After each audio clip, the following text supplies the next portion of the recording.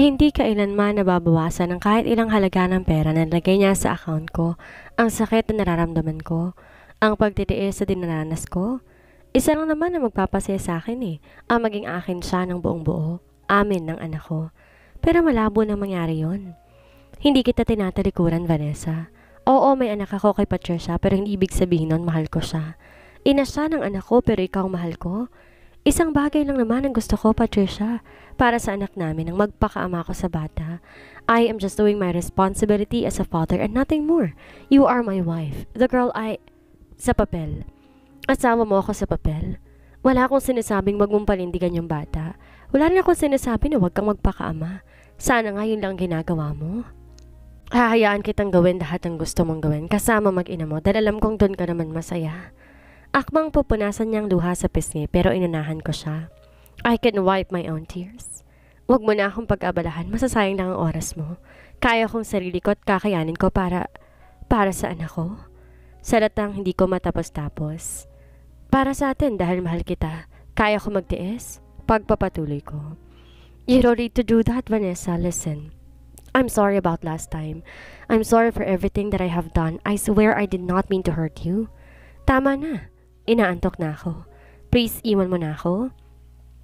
Putol ko sa sasabihin niya at tumalikod sa kanya. Hindi ko na naman narinig na kinulit ako until I heard the footsteps away from me. I cried silently. Masyadong mababaw ang luha ko. Bakit gantong sakit pa rin? Kahit na alam kong sanay na ako. Sanay na ako mag-isa sa lahat ng bagay. Sa pagkain, sa pamamasyal, sa pagbibigay ng gusto ko para sa sarili ko, sa lahat. Ako ang nagpapagod para sa sarili ko at para sa baby ko. Pagkatapos ng binyag na diniluhan ko, isa na akong regular na waitress sa shop nila Annie. Paminsan-minsan napapatanong siya bakit? Bakit ko raw ginagawa to? Ngiti lang ang tayong sinagot ko sa kanya at ayoko nang may makaalam pa. Magdadalawang buwan na ako nagtatrabaho dito. Masasabi kong okay naman siya dahil na rin sa tinutulungan kong lahat ng pangailangan. Nakakaipon ako para sa panganak ko. Nakapagpapacheck up ako. Nakakapagod pero sanay na rin naman ako sa trabaho. Kaya masaya rin naman. Girl, number 25. Binigay sa akin ni Faye ang tray na may lamang pagkain. Siya pala yung babaeng sumalubong sa akin nung unang araw ko ditong pumasok. Sige, agad kong kinuha ang tray at hinanap ko kung saan ang customer na may number 25. Masama ang pakiramdam ko ngayon pero kailangan kong kumayod. Medyo nahihilo nga ako pero hindi ko na lang pinapahalata. Hello ma'am, sir, this is your order. Nakangiting sabi ko habang isa-isa nilalapag sa table ang pagkain na in-order nila. Thank you, babe, your favorite. Saad ng babae. Seems like she's familiar at may hawak siyang bata. Napatingin naman ako sa kasama niya. Nanlaki ang mata ko na makita ko siya at kaagad akong bumaling sa babae bago ko tumingin sa kanya. Akala ko na malikmata lang ako na si Rafael ang nakaupo sa harapan pero nang muli kong tingnan ng babae dun ko naalala na siya si Patricia. Baka sa mata ni Rafael ang pagkagulat nang makita ko. He looked at me head to toe na siyang kinayuko ko. Di niya alam na nagtatrabaho ako. Di ko rin alam kung anong magiging reaksyon niya ngayong alam na na. Enjoy your meal, ma'am, sir. Halos di ko na mabigkas na maayos ang salita ko. Ramdam ko sa dibdib ko ang kirot at sakit at pilit akong umiti. Muli ko silang pinagmamasdan. Sana ako na lang siya.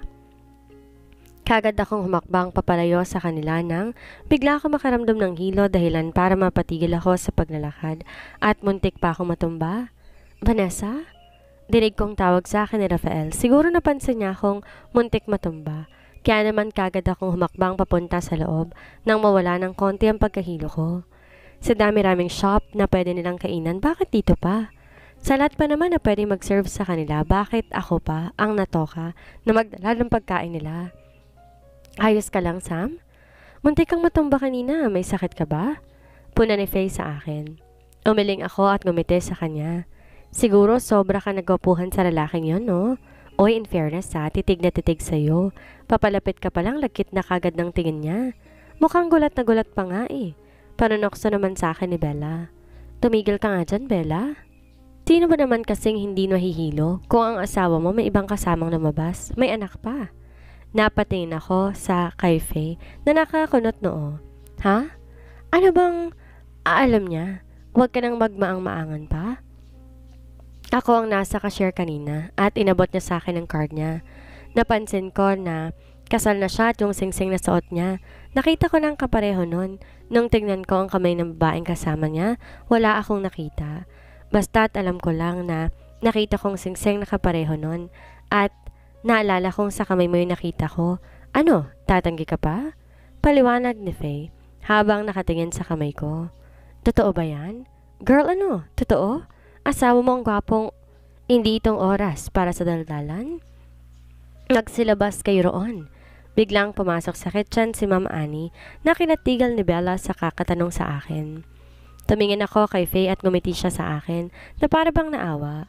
Basta alam kong ngiting dinadamayan niya ako. Oh, ayos ka lang ba?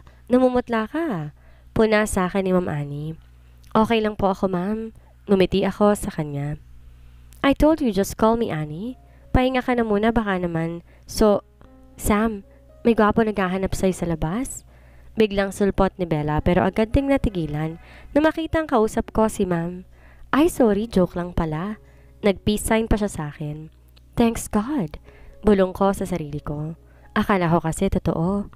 Are you in a relationship with a married man? Huh? I wonder why Vanessa did not use my money. I thought she's using credit cards pero hindi. I checked all of her accounts, even her credit cards, para bayaran pero wala. Hindi niya ginagalaw ang perang nilagay ko sa ATM niya. Yung cash na binibigay ko sa kanya, hindi niya ginalaw kung saan ko nilagay. Nakakapagtaka na meron siyang ginagastos na pera, pero walang bawas lahat ng binibigay ko sa kanya. Yun pala dahil sa nagtatrabaho siya. No way. This can't be. I really can't believe that she is doing this. Sinabi niyang hindi siya hingi sa akin.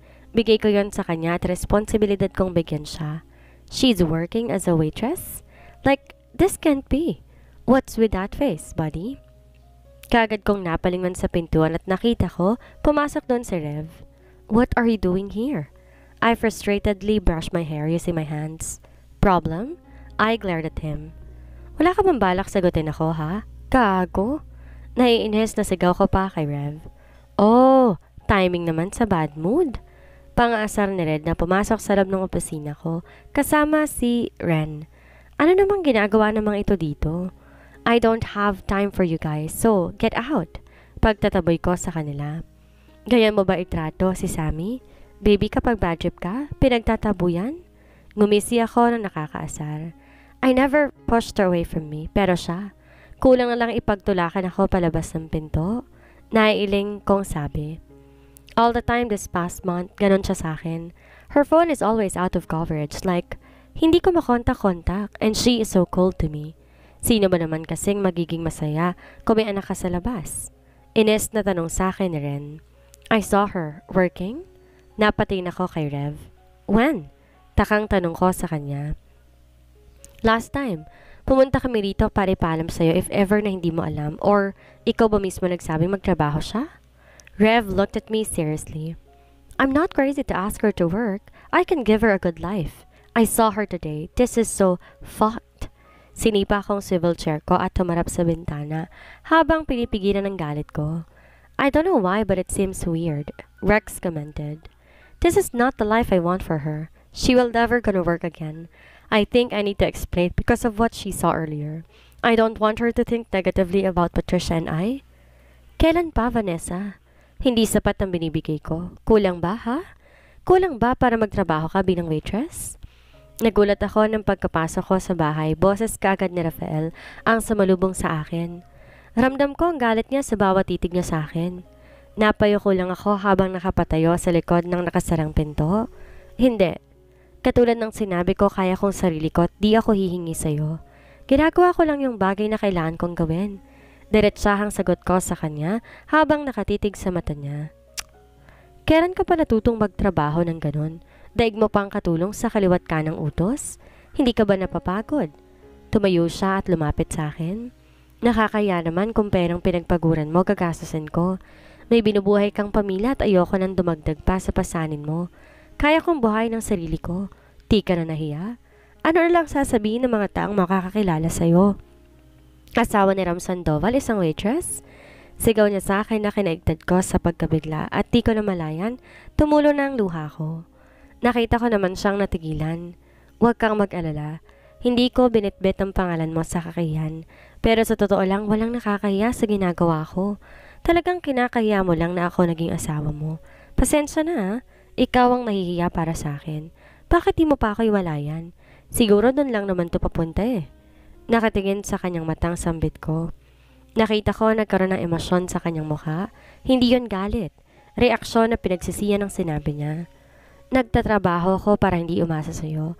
Pero di ko akalain kinakaya mo pala ako. Sorry ganito lang ako. Siguro dapat palayain mo na ako. Total, may pamilya ka na. Di ko alam kung saan ako lulugar. Di ko na rin maramdamang asawa kita siguro dahil di na tayo tulad ng dati.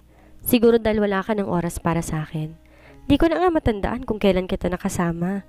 Di ko matandaan na ako ang dahilan ng pagtawa mo. Sa madaling salita, hindi na ako. Hindi ko gagawin yung sinasabi mo. You must follow me. Walang lalabas hanggat di ko sinasabi, Vanessa. From now on, you're not working anymore. You will stay here with 5 servants whether you like it or not. And don't you ever think to disobey me. Pilit akong ngumiti at tumango sa kanya. Ayoko nang pahabain pa yung usapan na to. Gusto ko nang magpahinga. Gusto ko nang i-relax ang sarili ko dahil sa magkapong stress at pagod. About what you saw, it's okay. It's your responsibility, I understand. I'm not asking for explanation. I feel sorry. I'm sorry dahil naglihim ako sa'yo. Sorry kung naramdaman mong pinapahiya kita. It is not my intention. Ayaw ko lang makadagdag sa poproblemahin mo. Putol ko sa sasabihin niya at bahagya akong yumuko. I am sincere kasi alam ko may mali ako. Wala ka bang sasabihin sa akin? He asked. Anong sasabihin ko sa kanya? Nakapag-sorry naman na ako Ako na nga palagi nagsasorry tapos, wait. Isang bagay lang hindi niya alam, that I'm pregnant. Vanessa? He called me so calmly and he walked towards me. Nag-angat akong tingin sa kanya at nakita ko seryoso siyang nakatitig sa akin. Mga ilang minuto ako naghihintay na sasabihin niya pero wala akong narinig. Aakit na ako. Kagad kong iniwas ang mata ko sa kanya at naglakad ng dahan-dahan papunta sa kwarto ko. Nilapag ko sa kamang dala kong shoulder bag at naupo ako sa paanan ng kama. I was crying silently. Gusto ko ilabas ang hinanakit at sakit na nararamdaman ko sa pag-iyak. Wala naman ako ibang ginagawa kapag nararamdaman ko ito. Iniiyak ko lang ang lahat. Sa totoo lang gusto kong marinig ang paliwanag niya pero naiisip ko pa lang na baka kasi nangalingan lang sasabihin niya mas mabuti na wag ko na lang alamin pa. Kung ano't narinig at nakita ko, yun na yun. I feel so insecure. I feel so lonely. Nainggit ako na nilabas niya mag-ina samantalang akong asawa niya tinatanggihan niyang samahan. Hindi niya ako gagawan kumustahin sa maghapon. Sa pag-uwi niya masyado ng malalim ang gabi. Di naman kami nakakapagsabay sa pagkain. Kulang na nga lang hindi kami magkita. Ngayon, nagdesisyon siya para sa akin. Asawa ko siya at alam kong may galit siya sa akin dahil sa paglilihim ko sa kanya. Siguro sapat ng dahilan para mapatawad niya ako kapag sinunod ko siya. Mahirap man yon para sa aking baguhin ang nakasanayan ko. Pag-aaralan ko ulit kung paano magsisimula ng pwedeng pagkaabalahan. Lumipas ang mga araw na palagi ko na lang nasa bahay. Sinunod ko ang sinabi niya at hindi ako lumabas ng bahay. Nag-resign na rin ako kahit walang formal resignation kay Annie. Okay lang sa kanya dahil mas mabuti raw yon para sa akin. Katulad ng dati, nararamdaman ko pa rin na mag-isa ako kahit madami akong katulong na kasama sa bahay. Palaging busy si Rafael. Laging late umuwi pero may nagbago na sa kanya. Yun bang walang gabi na wala siyang dala para sa akin? He buy me expensive jewelries, branded bags, clothes, even shoes. Yung wala akong hinihingi pero binibigay niya. Sa isipin na ginagawa niya akong bigyan ng kung ano-ano, napapangiti ako. Pero may parte sa akin na nalulungkot ako. Aanhin ko ang mamahaling alahas, magagandang damit, branded na bags kung hindi naman ako lumalabas. Di naman kasi material na bagay ang gusto ko. All I need is his attention, his time for me, but seems he cannot give me. These past few days, I can't understand what's going on with me. Sometimes I feel so bad. Sometimes I'm lonely and I feel alone. I hate him, but sometimes I really miss him to the point that I want him always on my side. This is the weird things I really felt right now. I am lying on the bed while waiting for him, and it's already 10 in the evening. I cannot sleep, feels like I really missed him. Hindi ako makakatulog nang hindi siya makikita at makakasama. Nakadapa ako sa kama habang yakap-yakap ang unan niya habang nakaharap sa pinto. Inaabangan ko ang pagbukas ng pinto at pagpasok niya. Siguro maghahanap pa siya ng pwedeng iregalo sa akin. Siguro may pasalubong na naman siya sa akin na magugustuhan ko. Ganito siguro kapag buntis, ang daming challenges. Rafael! Tawag ko sa kanya at napabangon ako sa kama. Tumakbo papalapit at yumakap ako sa likuran na makita ko siya pumasok sa loob ng kwarto. Akala ko hindi na siya darating eh. Ang tagal ko na naghintay. Why are you still awake? I pouted nang maramdaman kong tinatanggal niya ang kamay ko na nakayakap sa kanya. Pero kagad din naman akong napangiti nang humarap siya sa akin at hinila niya ako papalapit sa kanya at niyakap ako. Kaya niyakap ko rin siya ng mahigpit. I miss you. Bakit ngayon ka lang? Tanong ko habang nakayakap sa kanya. Pinakawalan niya ako sa yakap niya at hinalikan sa noo. I miss you too. Go back to sleep, Vanessa. Utos niya at kagad na umalis sa harapan ko. Pumasok siya sa walk-in closet nang lumabas siya, napakunot noo ko na makita ko siyang nakapantulog kahit nakabihis na. Kakarating niya palang aalis na naman siya. Kagad akong sumunod sa kanya na lumabas siya ng kwarto. Maingat akong bumaba habang sinusundan siya na nag-aayos ng suot niya. Saan ka pupunta? Vanessa, gabi na. Kakauwi mo pa lang. He cuts me off. Wala akong oras sa mga tanong mong yan. Kailangan ako ni Patricia. Hindi ko siya pwedeng pabayaan at basta-basta na lang iwan. You know the situation. I need to go. Malamig niyang ani sa akin. Kailangan ni Patricia. So ako, pababayaan at iiwan niya? Bakit di ko ba siya kailangan? Parang may sumaksak sa puso ko sa mga binitawan niyang salita. Ang sakit. Kailangan ka niya. So inaakala mo na hindi kita kailangan? Namin? Lagi na lang siya. Bakit mahal mo pa ba? Ex-fiancé mo lang siya, diba? Bakit kasi inanakan mo siya habang asawa mo ko? Ako, asawa mo ko, Ram. Mamili ka, siya o ako. Naramdaman kong namumuo ng luha sa gilid ng mata ko, pero pinipigilan kong lumabas. Ano bang klaseng tanong yan, Vanessa? Sa ayaw at gusto mo aalis ako, hindi mo ako mapipigilan. Matulog ka na't masyado ng I cut him off. So siya. Ang dami mo pang sasabihin pero wag mo na lang ituloy. Alam ko na ang sagot mo sa tanong ko. Fine. Sa kanya ka na. Total lagi ka namang nasa kanya eh. Wala ka naman palagi sa akin. Sa amin. Sana kahit ngayon lang ako naman ang unahin at piliin mo pero hindi. The ex always wins. Wala akong laban. Umiiyak kong sambit dahil hindi ko mapigilan ang luha ko. Nakita ko ang pagtataka sa mukha niya. Sa amin? What do you mean? Nanginginig ang boses ni Anya. Kailangan kita pero ang sabi mo kailangan ka niya. Sino ba naman ako para pigilan ka? Pinahid ko ang luha ko. Kanyang-kanya ka naman talaga, hindi ba? Never ka namang naging sa akin. Kung aalis ka, mas mabuti pang wag ka nang bumalik dahil wala ka nang babalikan pa rito. Sambit ko. Ngunitian ko siya, tanda na okay lang na umalis siya. Pero ang ngiting yon may kasabay na luha na umaagos sa aking pisngi. I can see the pain in his eyes, but I know his decision never changed. Aalis sana ako nang bigla niya akong hinila papalapit sa kanya at mahigpit na niyakap. Don't leave. Natawa naman ako sa sinabi niya. Don't leave? Bakit ako bang aalis? Sa pagkakaalam ko, ikaw mangiiwan sa akin. Di ba dapat ako nagsasabi niyan sa'yo?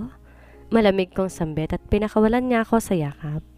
Umiling siya at pinunasan ang luha ko. Babalik din naman agad ako eh. Pero sa sinasabi mo parang di kita maabutan dito. Huwag ka naman ganyan no. Sambit niya sa nagmamakaawang boses. Doon ka na. Kahit wag ka nang bumalik, total lahat ng tungkol sa akin limot mo. Pero pagdating sa kanya, lahat tandang-tanda mo. Ang dami na nagbago sa atin. Hindi ko alam kung bakit. Inalis ko ang kamay niya sa mukha ko at tumalikod na sa kanya. Love, no. That is not true. You are a very important person to me. A very special... Aniya na kinarap ko sa kanya na may asar, nangiti, na nakaukit sa labi. Really? I'm important? Special to you? Alam mo ba ako nung araw ngayon? Siyempre hindi. Ram, it's our first anniversary. Now tell me that I'm important. Special? Ram, if I am, kahit inuwi mo man lang ako ng maaga para sabay tayo mag-dinner. Kahit doon man lang maramdaman kong espesyal at importante ako para sa'yo. Nakita ko ang pagkagulat sa mukha niya. See? He forgot about us.